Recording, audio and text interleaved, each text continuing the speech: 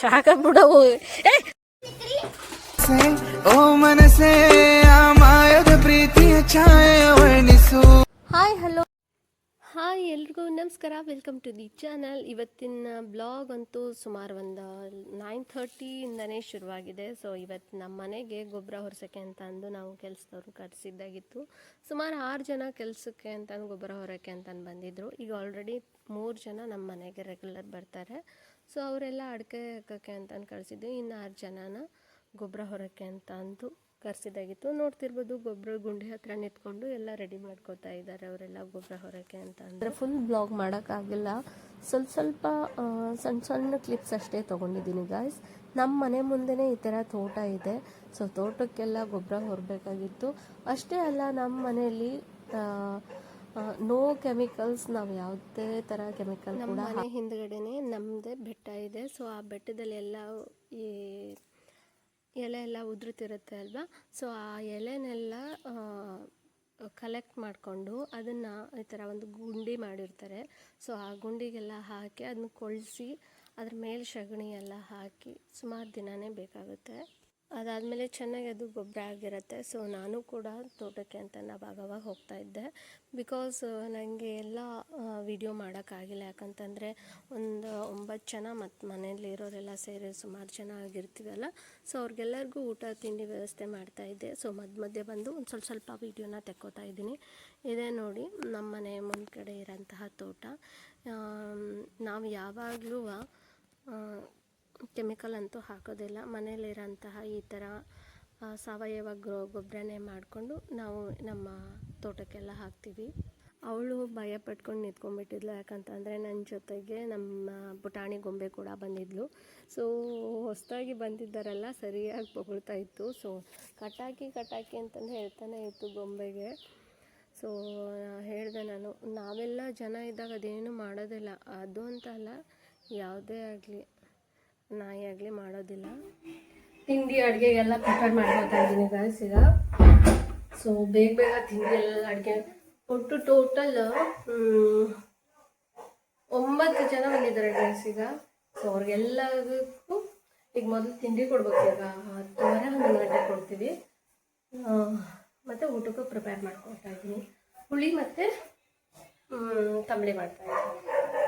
ತಿಂಡಿಗೆಲ್ಲ ready ಮಾಡ್ಕೊಂಡಿದ್ದೆ guys, ತಿಂಡಿಗೆ ಮತ್ತು ಅಡುಗೆಗೆಲ್ಲ. ಸೊ ಅವರಿಗೆ ಒಂದು 11:30 ಹೀಗೆ ಕೊಟ್ಟರೆ ಸಾಕು. ಜೊತೆಗೆ ಇವ್ರಿಗೆ ಊಟನೂ ಕೂಡ ಇರುತ್ತೆ. ಸೊ ತೋಟಕ್ಕೆಲ್ಲ ಹಾಕಿ ಬರ್ತಾಯಿದ್ಲು ಅವಳು. ಇವತ್ತು ಊಟಕ್ಕೆ ಸೊಪ್ಪಿನ ಸಾರು, ತಂಬಳಿ, ಚಟ್ನಿ, ಅವಲಕ್ಕಿ ಈ ಥರ ಎಲ್ಲ ಮಾಡಿದ್ದೆ. ತಿಂಡಿ ಕೊಡೋ ಟೈಮ್ ಆಗಿತ್ತು. ಸೊ ಅವರೆಲ್ಲರಿಗೂ ತಿಂಡಿ ಹಾಕಿಕೊಟ್ಟಿದ್ದೆ.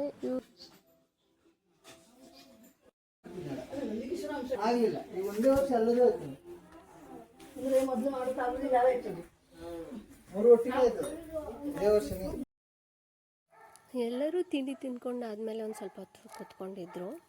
ಸೊ ಕೂತ್ಕೊಂಡಾದ್ಮೇಲೆ ಸೀದಾ ಅವರು ಕೊಟ್ಟಿಗೆ ಕಡೆ ಹೋಗ್ತಾಯಿದ್ರು. ಯಾಕಂತಂದರೆ ಇವತ್ತು ಕೊಟ್ಟಿಗೆದು ಒಂದು ಸ್ವಲ್ಪ ಕ್ಲೀನ್ ಮಾಡೋದಾಗಿತ್ತು. ಸೊ ಎಲ್ಲರೂ ಸೇರಿ ಅಲ್ಲಿರೋಂಥ ಆ ಕಡೆ ಈ ಕಡೆ ಸೊಪ್ಪು ಗಿಡ ಜಾಸ್ತಿ ಬೆಳ್ಕೊಂಡಿತ್ತು.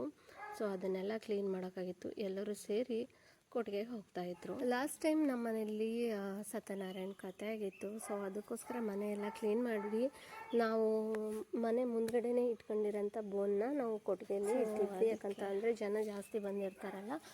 ಸೊ ನಾಯಿಗೂ ಒಂಥರ ಯಾರೋ ಬಂದರು ಅನ್ನೋ ಥರ ಫೀಲ್ ಇರುತ್ತೆ. ಸೊ ಎಗರಾಡ್ಬಿಡೋಂಥ ಚಾನ್ಸ್ ಇರುತ್ತೆ ಅಂತಂದು ಸೊ ನಾವೆಲ್ಲ ಬೋನೆಲ್ಲ ಕೊಟ್ಟಿಗೆಯಲ್ಲಿ ಇಟ್ಟಿದ್ವಿ. ಸೊ ಅದನ್ನೆಲ್ಲ ಇವತ್ತು ಕ್ಲೀನ್ ಮಾಡ್ತಾ ಇದ್ದಾರೆ.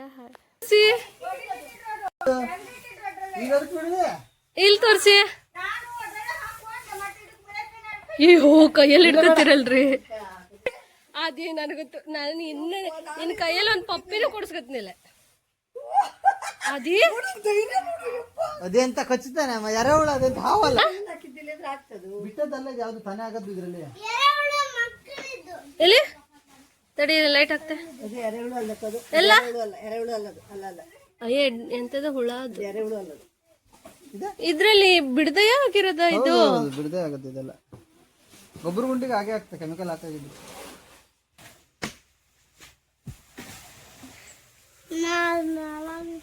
ಅದೇ ಎಷ್ಟು ಧೈರ್ಯ ಇದ್ದು ಬಂಗಾರಿ ನಿಂಗೆ. ರೀ ಆ ಗೊಬ್ಬರ ತಂದು ಇದಕ್ಕೆ ಹಾಕಿದ್ರಾ ಇಲ್ಲಿ? ಹ?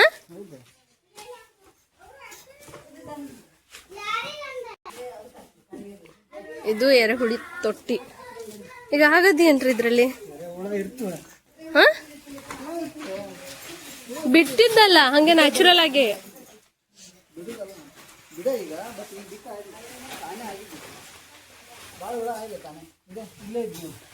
ತೋರ್ಸಿ ಇಲ್ಲಿ ಸುಮಾರು ಇದಲ್ಲ ಅದಿ. ಅಪ್ಪ ನೋಡಿ ಹೆಂಗ್ ಕೈಯಲ್ಲಿ ಹಿಡ್ಕೊತ ಯಪ್ಪ ಮ್ಯಾಗಿ ತರ ಕಾಣಿಸ್ತೀವಿ. ಬೆಳಿಗ್ಗೆ ತಿಂದಿದ್ದಿದೆ.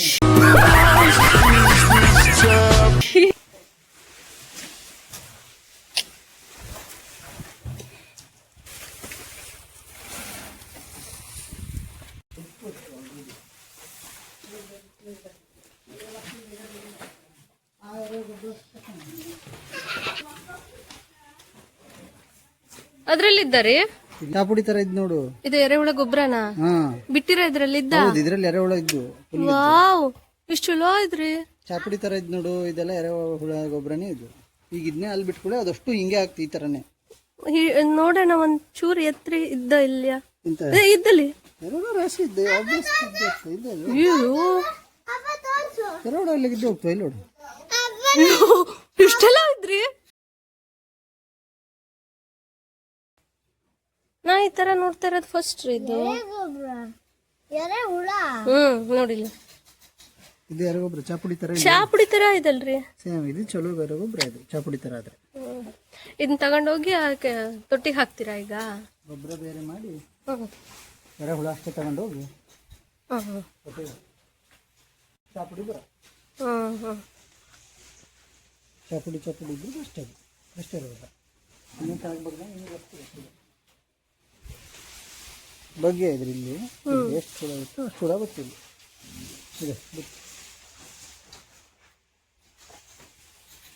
ಇದ್ರಲ್ಲಿ ಇದ್ದಿದೆ ಅಂತದಂದ್ರೆ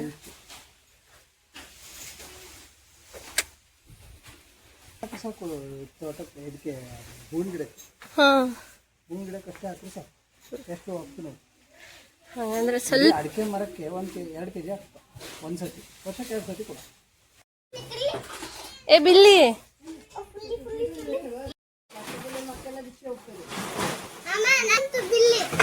ಎಲ್ಲಿದ್ದ?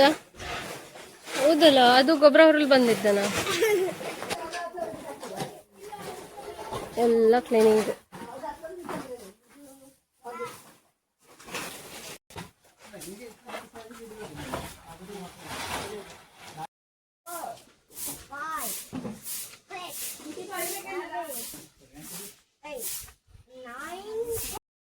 ಇಷ್ಟೆಲ್ಲ ಹಾಕಿದ್ದಾರೆ ಈಗ. ಸಿಕ್ಕಾಪಟ್ಟೆ ಬಿಟ್ಟಿದೆ.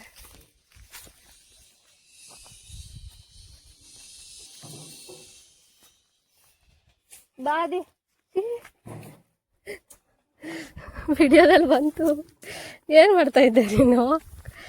ಹ ಅದೇ ಏನ್ ಮಾಡ್ತಾ ಇದ್ದೆ ನೀನು?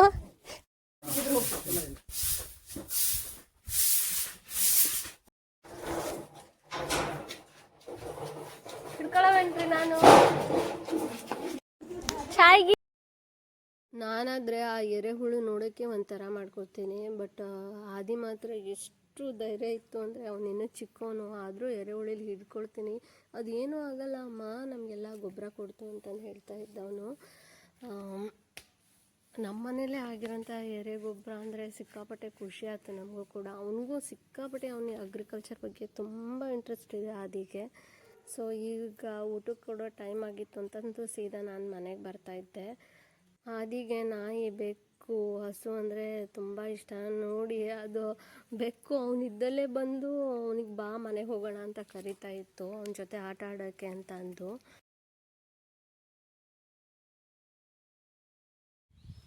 ಸೊ ಮನೆ ಕೊಟ್ಟಿಗೆ ಎಲ್ಲ ಫುಲ್ ಕ್ಲೀನ್ ಮಾಡಿದರು, ಅಂಗಳನೂ ಕೂಡ ಫುಲ್ ಗುಡಿಸಿ ಎಲ್ಲ ಕ್ಲೀನ್ ಮಾಡಿಟ್ರು.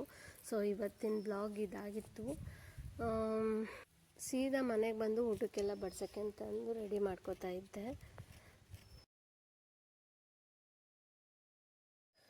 ಸೊ ನಿಮ್ಮೆಲ್ಲರಿಗೂ ಇವತ್ತಿನ ಬ್ಲಾಗ್ ಇಷ್ಟ ಆಗಿರುತ್ತೆ ಅಂದ್ಕೊಳ್ತೀನಿ. ಇಷ್ಟ ಆದರೆ ಒಂದು ಲೈಕು, ಶೇರು ಹಾಗೆ ಕಮೆಂಟ್ ಮಾಡಿ. ಮತ್ತು ಈ ಥರನೇ ಹಳ್ಳಿ ಬ್ಲಾಗ್ಸ್ ಬೇಕು ಅಂತ ಅಂದರೆ ಪ್ಲೀಸ್ ನನ್ನ ಚಾನಲ್ನ ಸಬ್ಸ್ಕ್ರೈಬ್ ಮಾಡ್ಕೊಂಡು ನೋಡ್ತಾ ಇರಿ. ನಾನು ಯಾವಾಗಲೂ ಒಳ್ಳೊಳ್ಳೆ ಕಂಟೆಂಟ್ನ ಹಾಕ್ತೀನಿ.